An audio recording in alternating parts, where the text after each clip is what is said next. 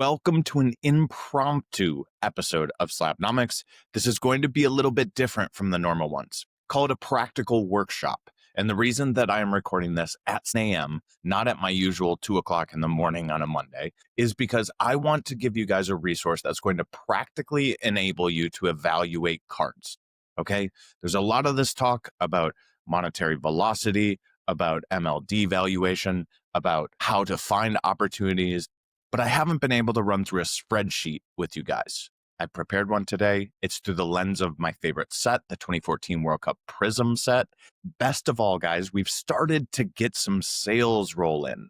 We've started to get some dominoes start falling. And one of the things that I've noticed within the soccer card industry itself, as well as the broader sports card industry, is if there aren't comps, people wait for comps. Now, as I like to say, if the comp has happened, you've already missed the boat. However, now that comps have started rolling in, we can evaluate how things have fallen according to expectation and if we're getting things right, at least directionally accurate, and then we can forecast off of that what might happen next. So I'm really excited for you guys to view all of this nerdy number stuff. If you are listening on Spotify or on Apple Podcasts, feel welcome to switch over to YouTube. If you just like it coming into the ears, I'm happy to try and make it as succinct as possible. I'm also going to cut this up a little bit and put it onto Instagram. So here we go. It's the 2014 World Cup Prizm set, which was the first set that Panini made the Prizm brand for in soccer. So it's a foundational set.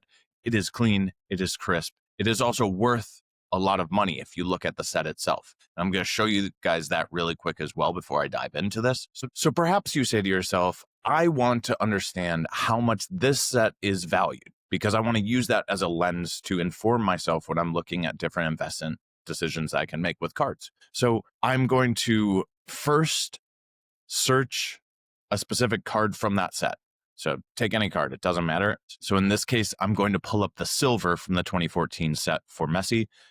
In that set, they called it the Prizm Prizms. So confusing as hell. Most people just call it a silver if you see it on eBay. But we're going to go ahead and pull that up. Where is my double Prizm? Here we go. So yeah, it's going to pull up for us the sales of this specific card. Now, we want to see the set. So if you see here in this little address bar in PSA, you can back up into the actual set. So I have that highlighted for you here. Click on that, brings you to the set. Now you're going to see this number here, the total auction value. Now, is this a perfect number? Is this going to tell you all the sales that have happened? No. Okay. Private sales happen all the time. Also, I'm going to give you a little bit of a warning. In a lot of these sets, big number sales are going to constitute the majority of that set's value. For instance, the gold Messi Prizm for this, it's a lot of that value of that 2.7 million. But I also do want to show you that it can be a good proxy for evaluating versus other sets, because those problems that I put out are also going to be consistent across the sets, because they're all going to be within PSA's database. They're all going to have certain cards that are going to be standing out as constituting most of the value themselves. Here's just an example. You see 2.7, let's call it 2.8 million on the total auction value for the Panini Prizm World Cup set. So maybe you want to compare it to football. As you see in there, I put 2012 Prizm Tom Brady. We're going to put that in the search bar, see what it pulls up. That is going to be the first set of Prizm for football. That's why I use that one. So we're going to do a little bit of soccer first set of Prizm versus football. Football on football, if you will. And we're also going to have the nomenclature here of the double Prizm. So here's the silver for Tom Brady. Beautiful stuff. Back it up into the Prizm set. So you see there, 2012 Prizm. Total auction value, 1.239 million. So if you remember, the soccer one, 2.7 million, more than double. This brings up an interesting thought, right? Because we think of soccer being smaller. It's a smaller market, not as huge as football. But if you look at things like this, what it shows us is that the soccer card market might seem small, but in reality, it's just top heavy. Okay. If you look at all of the sales that happen at the top, if you look at Messi's rookie, the 71 bis going for $1.5 million, that's not cheap. It doesn't take a finance guy to tell you that ain't cheap.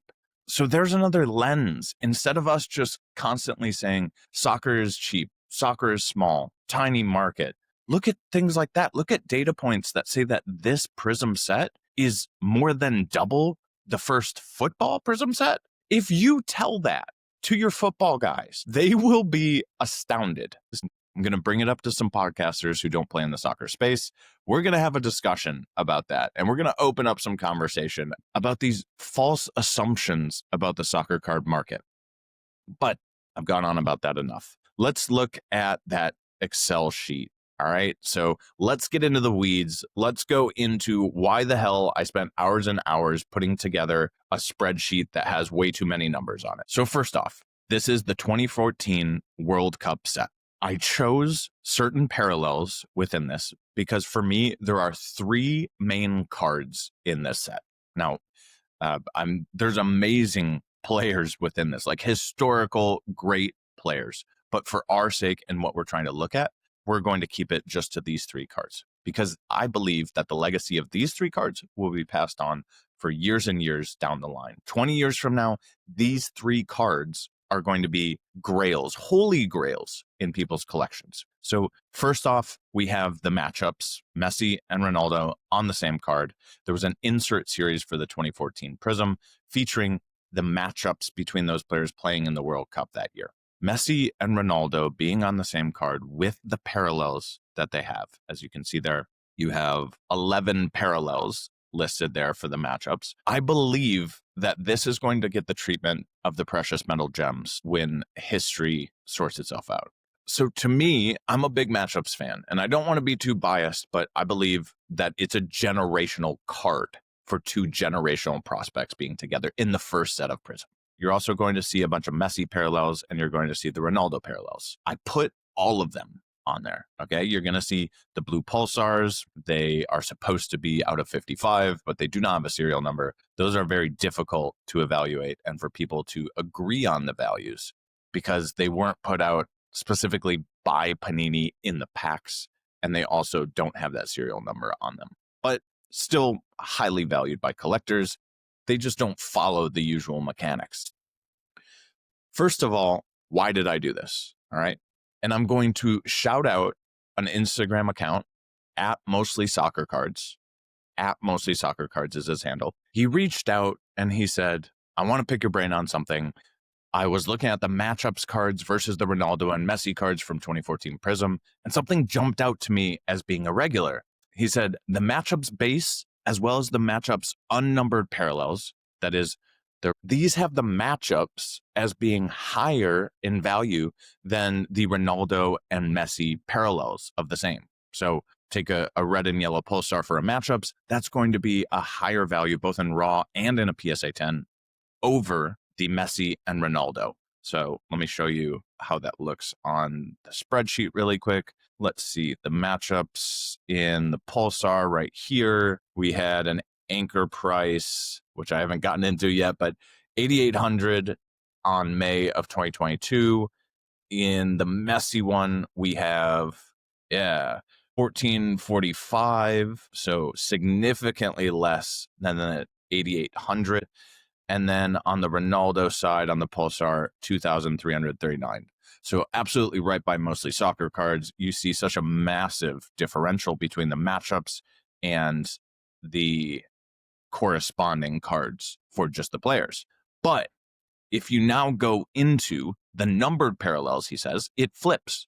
So unfortunately, a lot of the parallels don't have a lot of sales. Even when we look at these time periods of 2020 to 2022, which is where I was trying to focus to get these anchor prices, we don't have a lot of sales. We have gaps, right? There's no matchups blue gem sale. There's no Messi red sale in the gem. There's no Ronaldo red or Ronaldo purple. So those gaps really make it difficult. And the color match changes things between Messi and Ronaldo.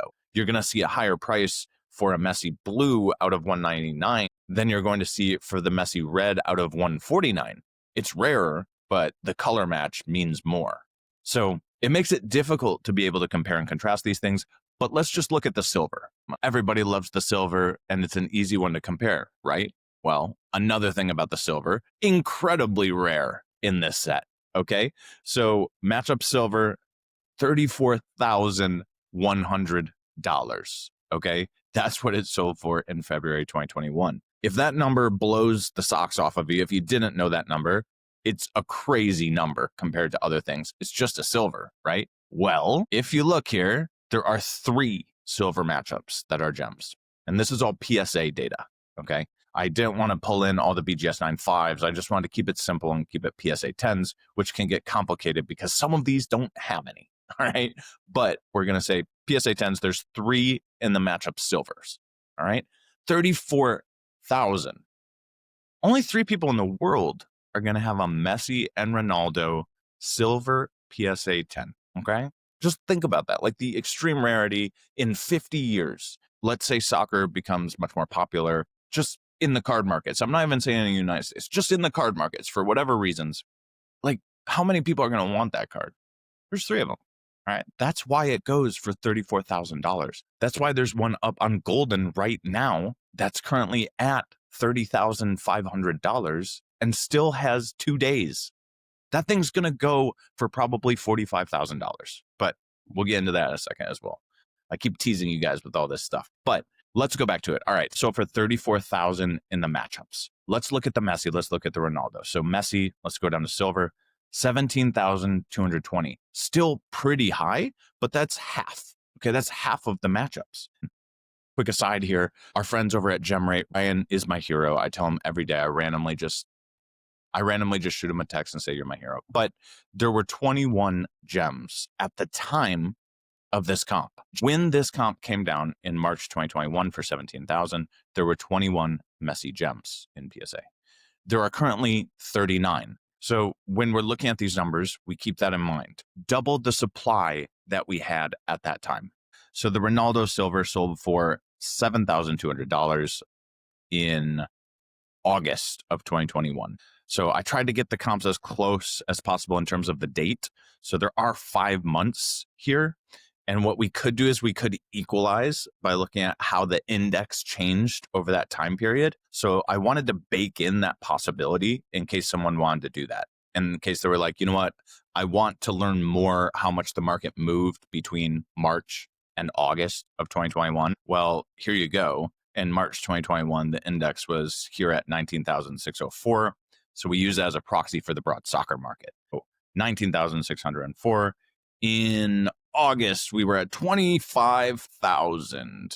These are off of the average, percent off average. So we were 8% higher in March, and then we were 38% higher in May of 2021. So let's say it went up 30%.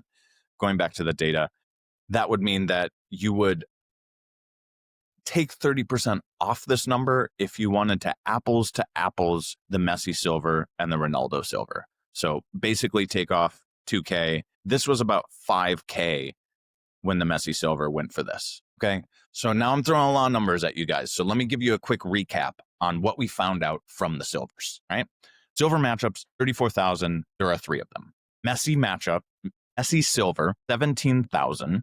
And the Ronaldo silver went for 7,200 5 months later. And that would equate to about 5,000 compared to Messi's 17,000. So all of that is to say that Mostly Soccer Cards was incredibly right. I am seeing those trends of the high-end Messi Ronaldo matchups, the numbered ones, the very rare ones, are going to show a huge premium over just the Messi and just the Ronaldo cards. Now, these silvers also tell us a really important point about population. So let's look.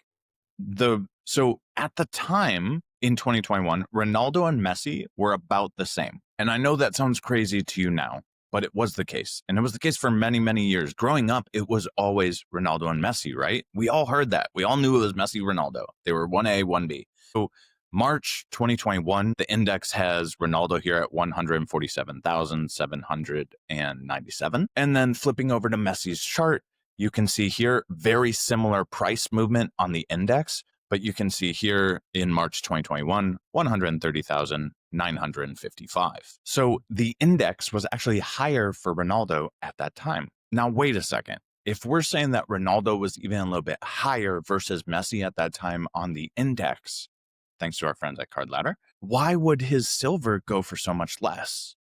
If we equate to it 5,000 versus the 17,000 for Messi. An efficient market would say that that shouldn't be the case at all, right? And this is an important lesson. Inefficiencies happen. If inefficiencies didn't happen, every time you bought and sold a card, it would just go for exactly what the market price should or shouldn't be. And if you bought and sold cards, you know that that's not the case, okay? So, hey, sometimes numbers don't make sense. But what I've found is that over time, this stuff evens out because on a long enough timeline, there's always moments where there's equalizers that come in, whether it's hype, whether it's a changing of expectations, whether it's a changing of hardware that the players get and the legacy that surrounds that. So yeah, the price for Ronaldo back then didn't make sense. But you know what? A little bit of sanity check here. If you look at the nines, 2,800 in April of 2021 for Ronaldo Silver 9, 2,800 in January of 2021 for Messi's Silver. So there is some kind of equality, there is some kind of rationale that happens most of the time when you look at numbers, but there are also inefficiencies, and that's where opportunities are. I brought up Messi Silver. Well, Messi Silver is up right now on Fanatics Collect for the first time since the end of 2024 in a gem.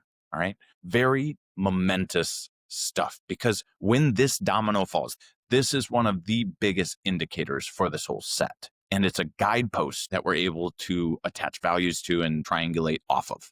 Watch that Fanatics Collect Messi Silver Gem auction. It's going to tell you a lot about where the market is right now. In an episode of my podcast about a month ago, I mentioned that the next time a Messi Silver Gem sold, it would be for $5,000, which was at the time a bold call because the last one had sold for about $2,000 at the end of 2024 and we just hadn't had a sale. There's no way this thing is going under 10,000.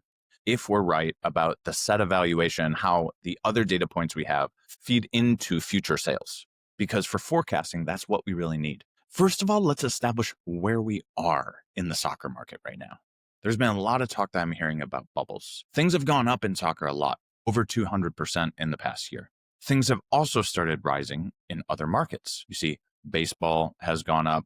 I think it was 16% when I looked at it, 27% on football. So we have a rising tide coming because we have a lot of tailwinds coming from, I believe, Fanatics Collect, as well as people with a lot of money coming into the space and driving some markets, whipping up some hype, and also just bringing a fresh air of business sense and acumen, as well as new projects unlocking technology in the sports card space. It's taking it from a hobby to an alternative asset class, which is exactly what I want for Slabnomics and why we're here on the financial side. Okay, so that being said, where are we in the soccer card market? We have all these tailwinds coming. We know that people are entering into the space, and we've seen that the index is up 200% in a year.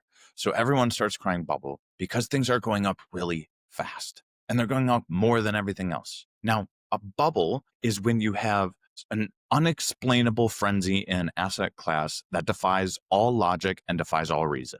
Case in point, the tulip mania for the Dutch. They were buying and selling tulips. People were selling their houses to buy a tulip. That's wild stuff. You could say the same thing for soccer cards. Sure, you can make that argument. But you know what? You can make that argument for any sports card. Just because a piece of cardboard has a Michael Jordan picture on it doesn't mean it's worth $1 million. And it doesn't mean that that card is worth more than a Messi card or worth more than a Mickey Mantle card, right? If you want to look at it that way, the entire sports card industry is a bubble because it's all just based on cardboard pictures with dudes on them.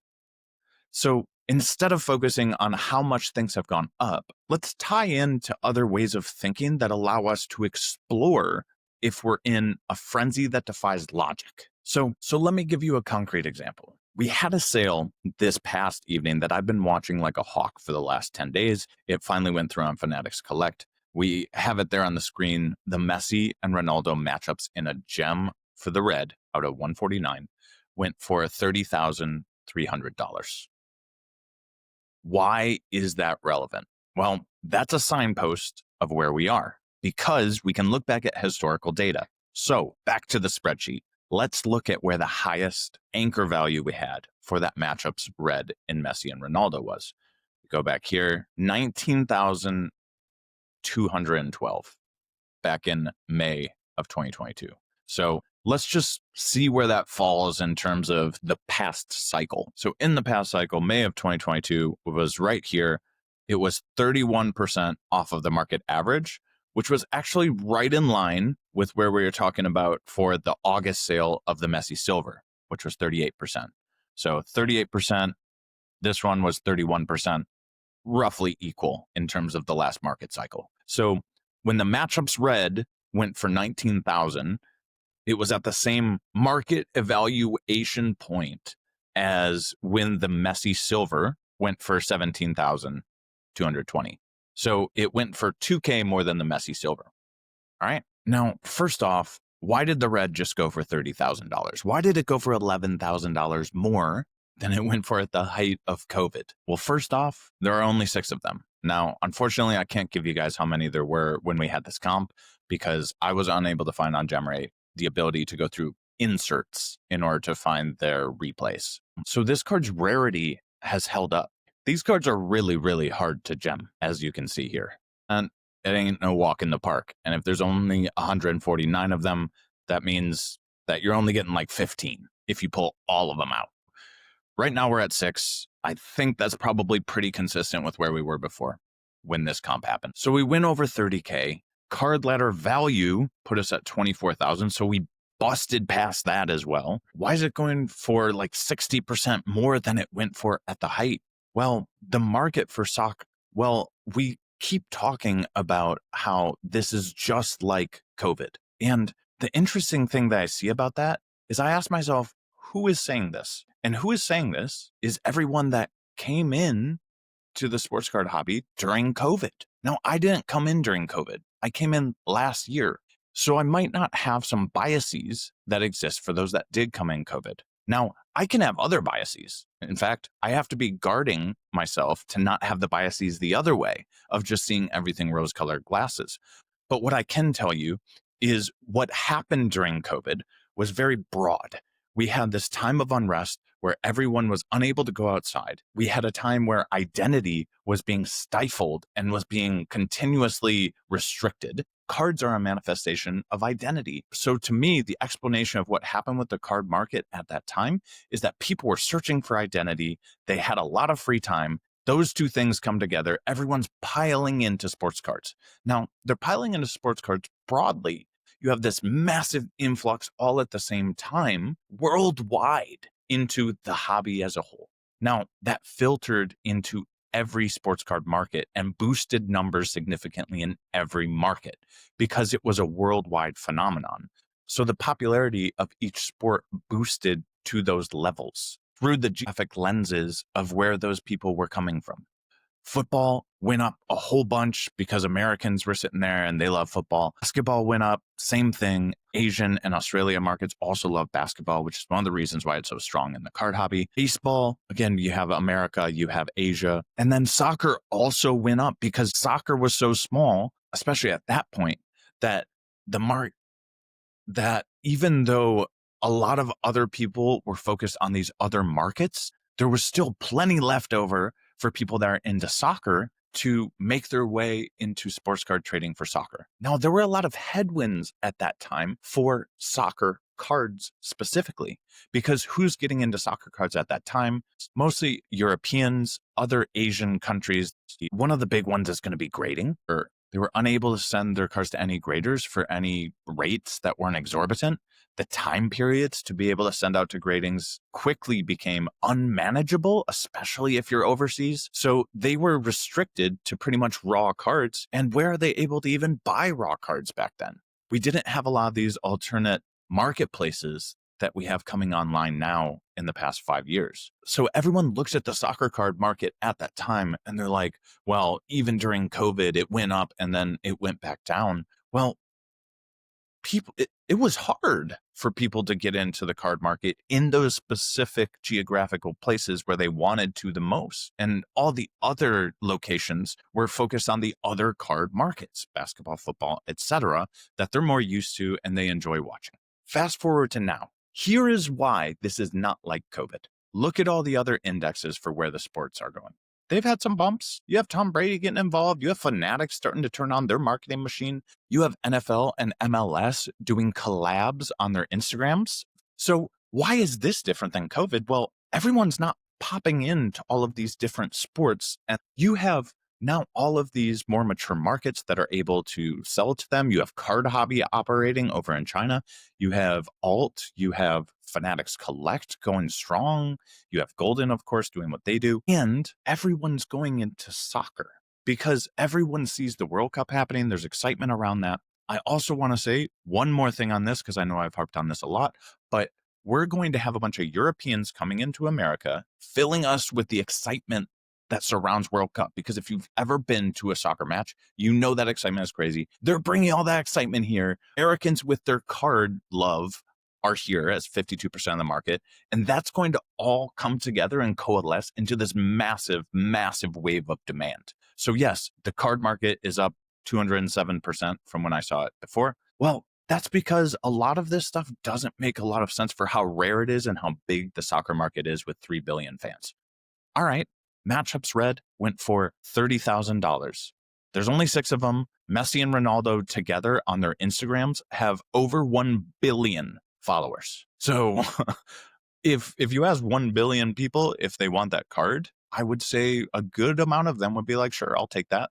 That's a test that I do. If I have this little card of this player, this no-name player, and I'm like, hey, do you want this card? How many people are going to say, sure? And what price point? Hey, do you want this card for $100? Hey, do you want this card for 50, 20, 10, 0? Do you want it for free? How many people don't want it for free? If you want, go the other way. Hey, I got this sweet card with Messi and Ronaldo on it.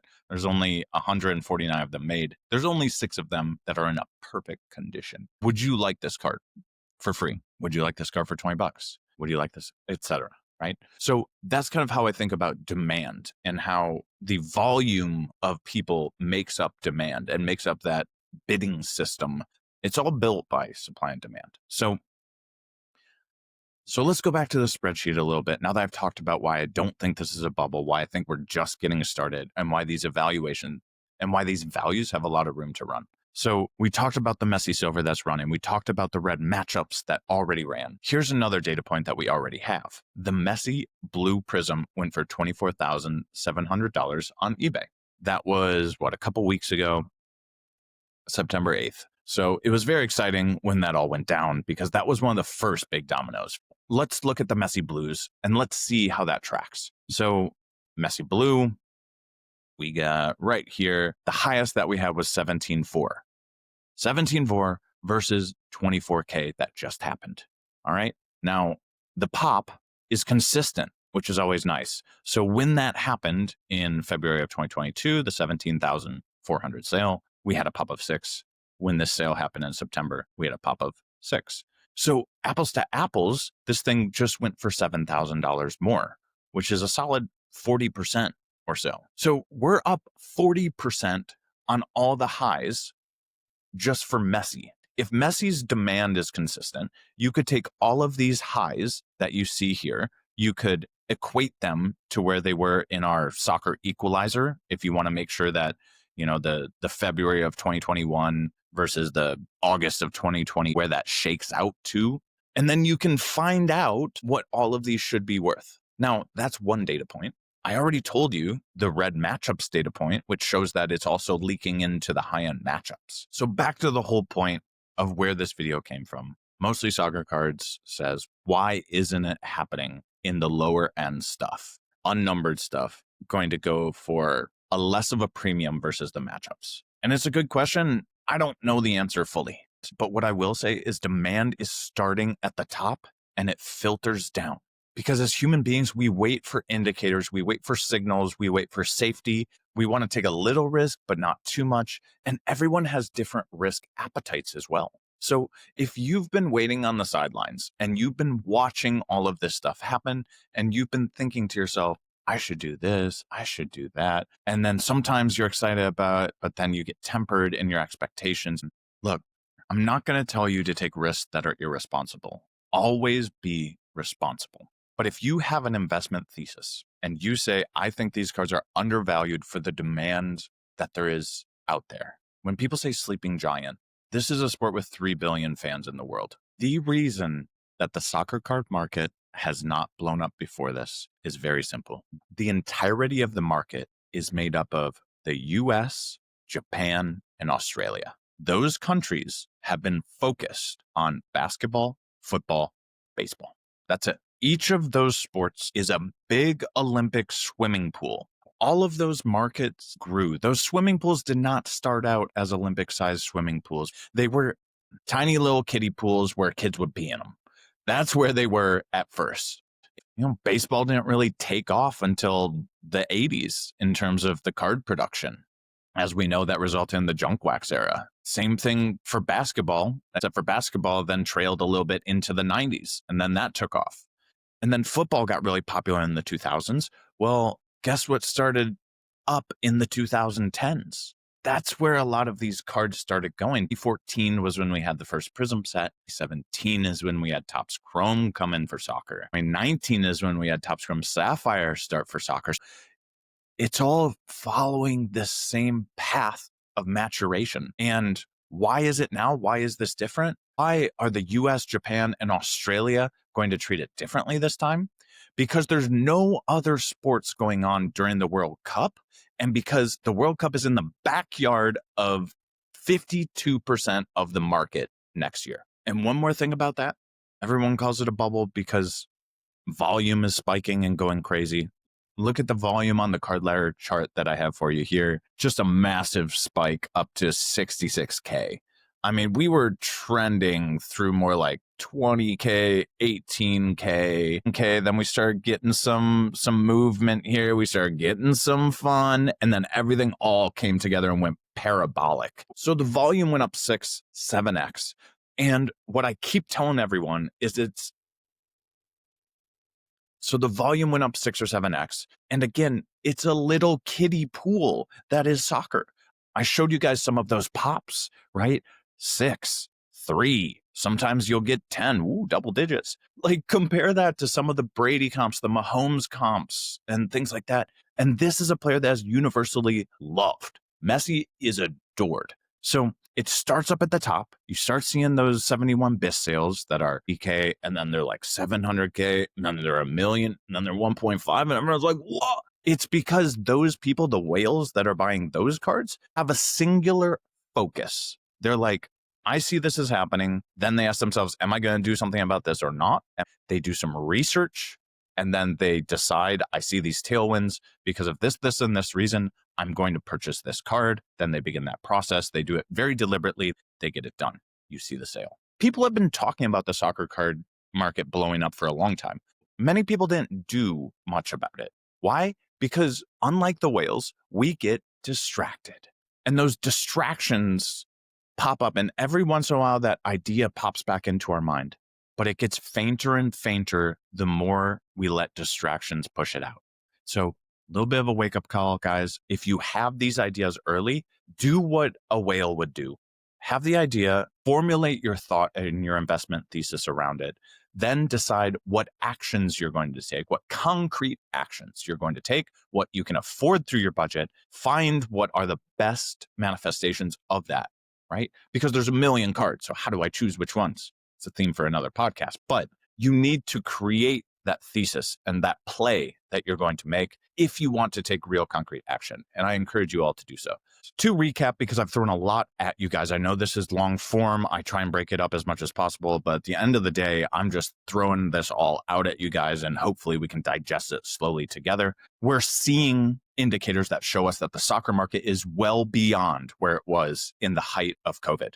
And that's because we have positive tailwinds happening focused into the soccer industry for the first time. America coming online for this is not something that should be treated lightly. There's expected to be $1 trillion of outside investment coming in for the World Cup, for local economies at the stadiums. Wherever you want to take that advice and wherever you want to take those thoughts and bring them into your practical life is up to you. Whether you think matchups is going to be an amazing grail for the rest of our days, and the fact that there are 3 silvers is relevant to you, cool. If you think it's Messi all day. If you think it's Ronaldo, because his valuation became decoupled from Messi's in 2022 and you think Ronaldo could come back, what if Portugal wins the World Cup, then go Ronaldo. But look into these things, look at the numbers and figure out what doesn't make sense, what the market hasn't woken up to, because we are going to filter down from the whales into just the flippers and into just the regular old Joes like us. So this is all going to filter down, and all of those smaller cards are going to get bumps, especially in the ones that we've already seen the whales do, because humans like to follow what other humans do. Somebody tell me what to do, for God's sake. So I'm telling you that it is happening at the top, and people are going to now follow suit. The dominoes start falling and all of them start going. Does that mean that your Vincent Company base card is going to go up? No. But it means that markets that have already shown long-term value and to be undervalued are ones that are good investment starts. Now, this isn't investment advice. Of course, you have to do your own research, but I want to give you guys these tools and resources in order to make it easier for you. I've done the work. I want to share it with you. So go to slabnomics.com, join the waitlist if you're not already there. I'm going to start putting this stuff into a website so that you guys can go and frequently look at it. But go to slabnomics.com, sign up for it there, go to your email and confirm the subscription. And then when I get that site online, you'll be one of the first people to start getting these resources. This isn't just soccer for Slabnomics. This is going to be every sport. How do we compare and contrast against these different sports so that when the markets change, we're prepared to invest in the best possible avenues? So thanks so much for coming on for this special episode of Slabnomics. I hope you found this stuff useful. Make sure to like and subscribe so that you don't miss any of my surprise drops in the future, and then hit slabnomics.com and join that waitlist. Thanks for being here today. Keep building, and I will talk to you later.